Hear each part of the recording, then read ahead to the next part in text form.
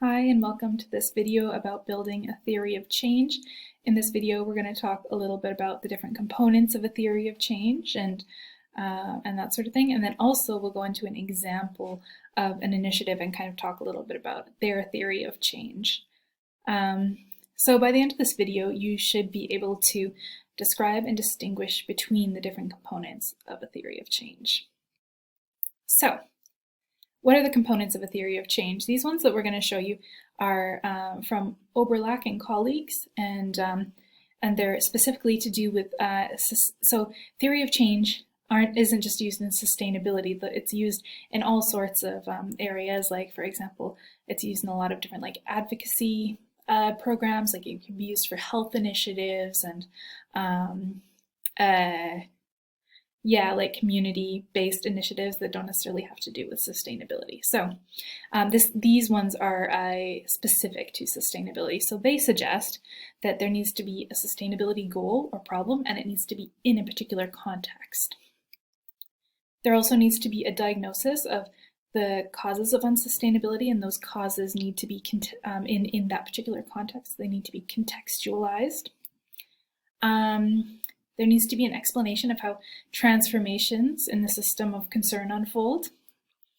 They also suggest that they have a few different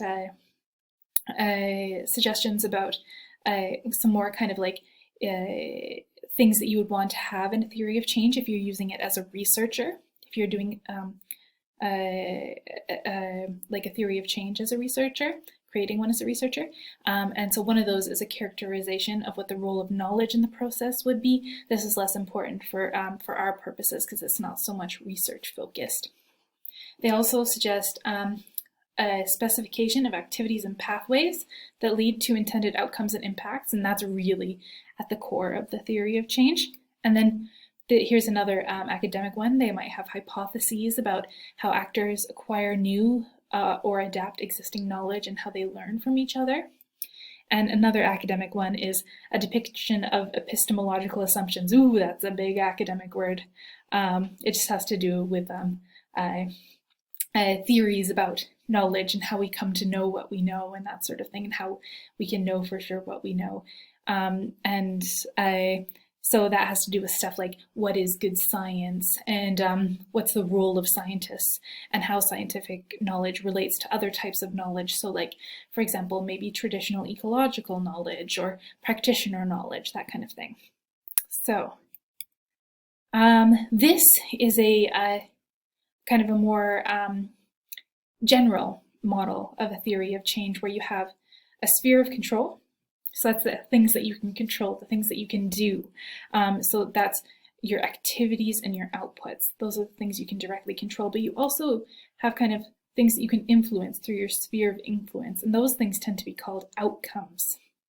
And then even more embedded within that is the sphere of interest. So then those are things that you're really wanting to achieve, but you maybe aren't going to achieve them directly through your actions and activities, but hopefully through a chain of effects, it might have that impact. Oh, and also I should say there are causal links between all of these, as you can see, so that's really important.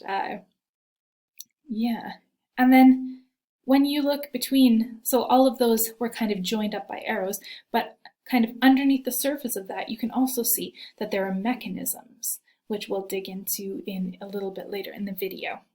So those are kind of the components of the theories of a theory of change, but let's get into more concrete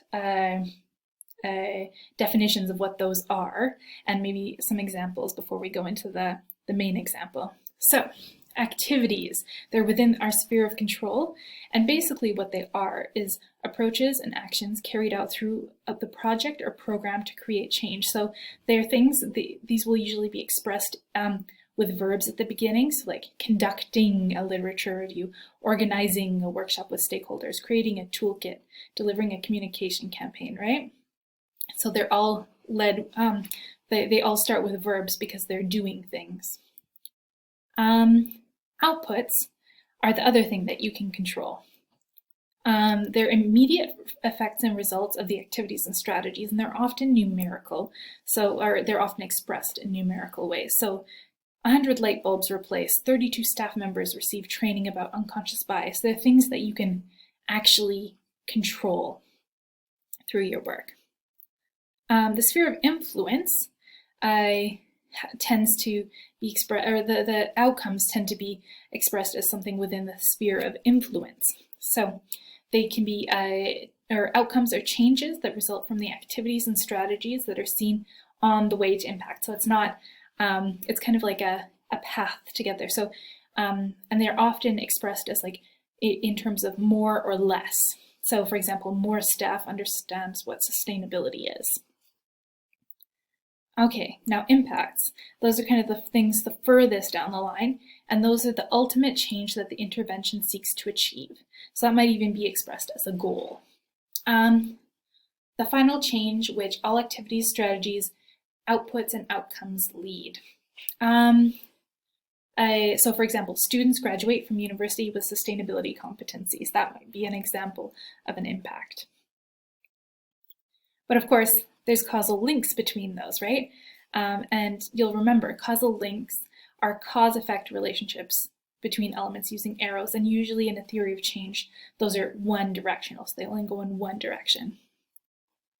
And then back to this mechanism, the thing that kind of underpins, that sits underneath all those causal connections, and that's basically even more causal connections, so causal chains that explain how and or why one action provokes another. So there's kind of,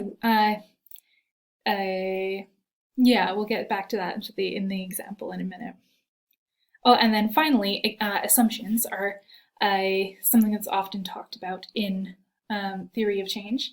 And those are beliefs that are accepted as true or taken for granted. And what can be really great is if those beliefs are underpinned by a research or even a change theory, because otherwise they're just beliefs, really. So, which are important to articulate, but it's even better if those beliefs are kind of founded in some kind of evidence.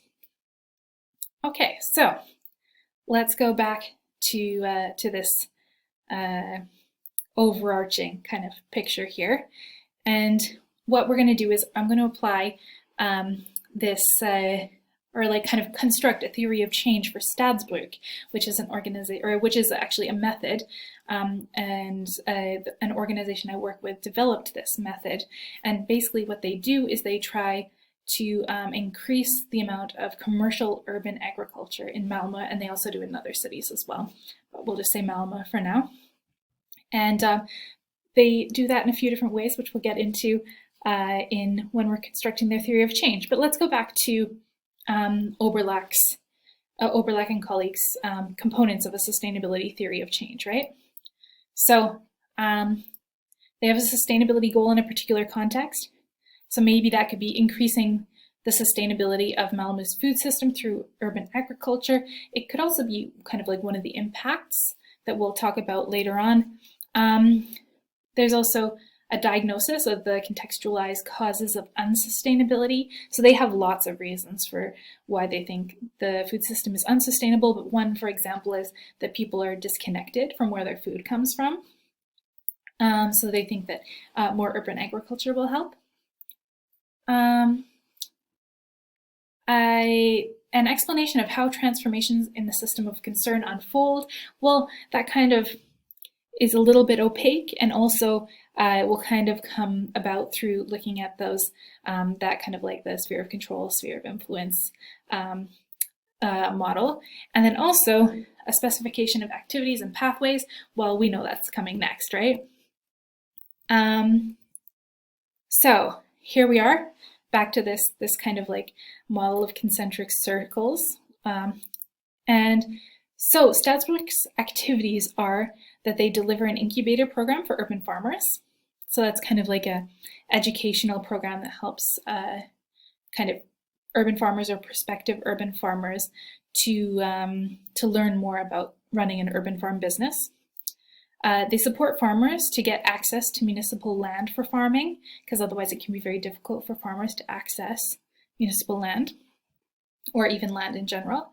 And they also deliver training for municipalities. about urban agriculture and supporting urban agriculture. So what they do is they create about 10 new urban farming businesses every year.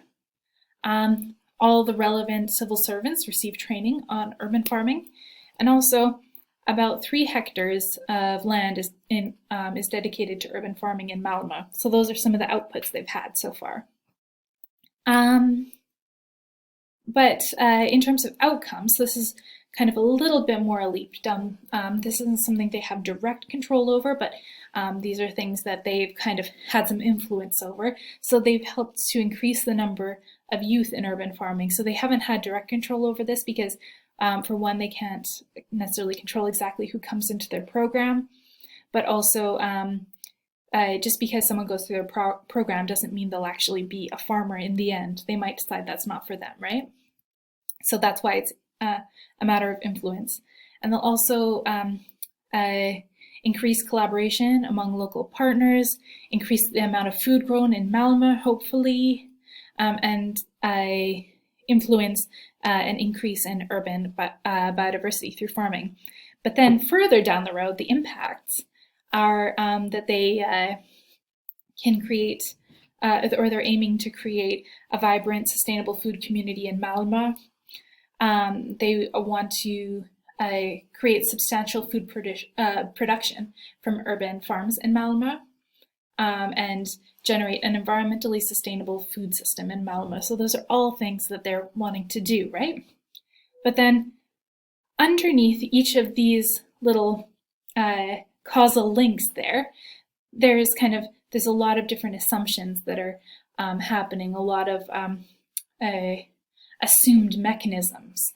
So let's dig into that. So here's one chain of connections here, and we'll dig into what the mechanisms are that lead to this chain of connections. So one of the activities we talked about was delivering training for municipalities, and somehow that's leading to the output that about 3 hectares of land is dedicated to urban farming in Malmö now. So how did that happen? What is the mechanism that caused that to happen? Well, through the training, civil servants came to understand the value of urban farming.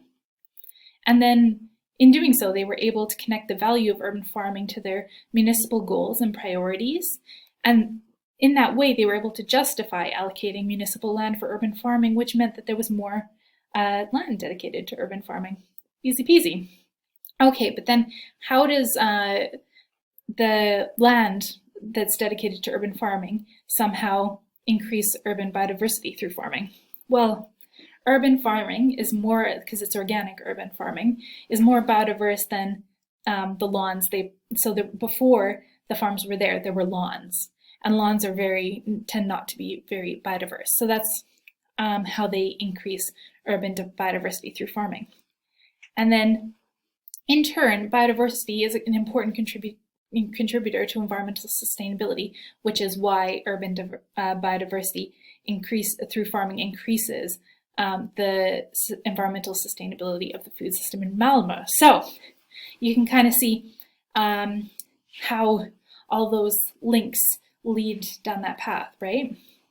And so you can also see here how complex it is, because there are so many causal links here, and there must be so many mechanisms underneath each of those. So when you're creating a theory of change, it can be very tempting to create a lot of different activities and outputs and outcomes and impacts. But actually, what's more important is to have kind of a more narrow kind of selection of activities, outputs, outcomes, and impacts, so that you can meaningfully do them, or so that an organization can meaningfully do them, and also so that you can know what those causal mechanisms are, and you can kind of make them a bit more well-founded, make those assumptions a bit more well-founded. And that's where we're going to end the video today. Thank you very much.